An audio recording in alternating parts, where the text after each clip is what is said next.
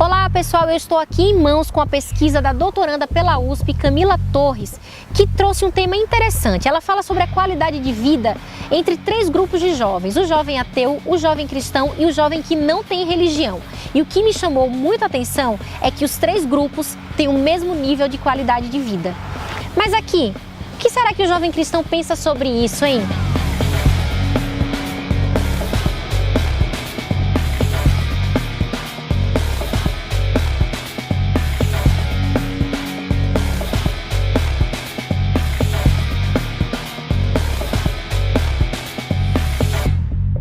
Eu não vou dizer que eu fiquei triste, mas era uma coisa que eu já esperava, claro.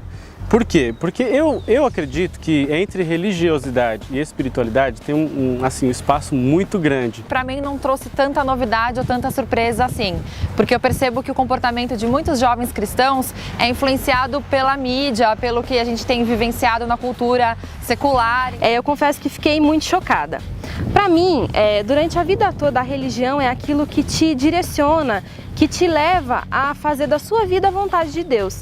Não é a sua religião, sabe, que vai mudar o seu estilo de vida ou como você se comporta nas situações, mas é o seu relacionamento com Deus, e aí entra a espiritualidade. Eu, por exemplo, tenho um primo que se denomina ateu, e ele é uma das pessoas mais espirituais que eu conheço.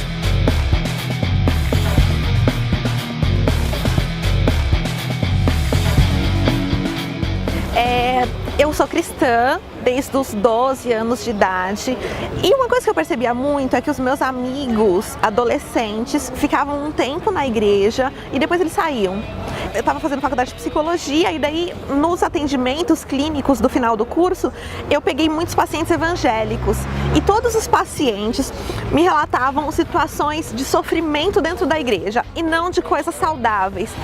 Era um tema que me interessava já, a questão da psicologia da religião e tal, e aí eu falei assim, bom, essa questão de saúde me interessa muito. Por que um lugar que pode produzir saúde talvez produza doença? O que acontece para que algumas pessoas vivam de uma forma e outras pessoas vivam de outra forma essa experiência?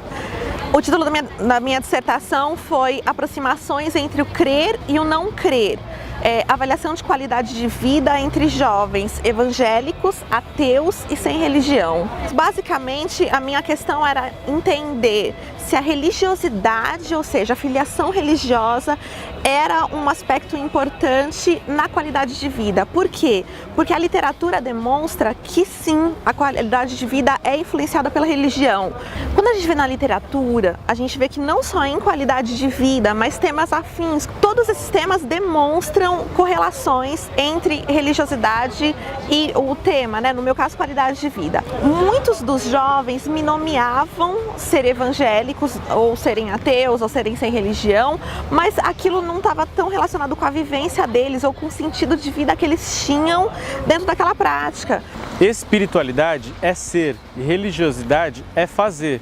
Então hoje as pessoas estão acostumadas, principalmente os jovens, a fazer algumas coisas, a ter algumas imposições. Então dentro da igreja você tem, não sei, às vezes uns mandamentos, às vezes alguma coisa que a igreja te impõe, mas você não é um cristão genuíno. Então existe um espaço muito grande entre isso. Nos meus resultados, o que se mostrou tendo maior relação foi a espiritualidade e não a religiosidade, ou seja, não importa tanto se você tem um nome de igreja ou um grupo que você é filiado, mas que isso não te faça sentido.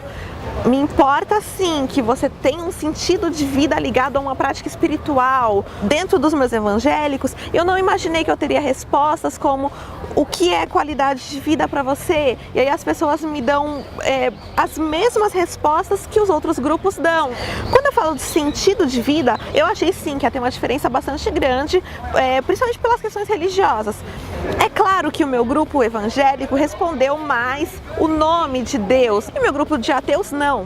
Mas dentro dos evangélicos, por exemplo, eu encontrei jovens que me disseram que a vida não tem sentido. E dentro dos meus ateus, eu encontrei questões baseadas em ética, em valores importantes, coisas que eu imaginava que estariam em um determinado grupo se misturaram, as coisas ficaram muito parecidas. E a questão é a intensidade da sua crença, seja ela com conteúdo cristão ou não.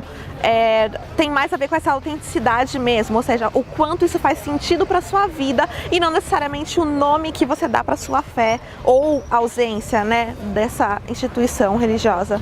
Eu tive a conclusão acadêmica, né, ela reforçou minhas hipóteses, que eram essas de que o crer ou não crer não estão necessariamente associados com a qualidade de vida, no sentido da religiosidade, e sim com a espiritualidade. E teve a minha conclusão pessoal também, né, que foi diante dessa questão toda que eu busquei o tema, interessa muito mais a vivência autêntica, né, do que você ir para a igreja ou não ir por causa de um nome de igreja, se tem a ver com tua prática familiar, se tem a ver com algo imposto. Talvez isso não te produza tanta qualidade de vida quanto uma real escolha sua, uma prática sua que te faça sentido mesmo.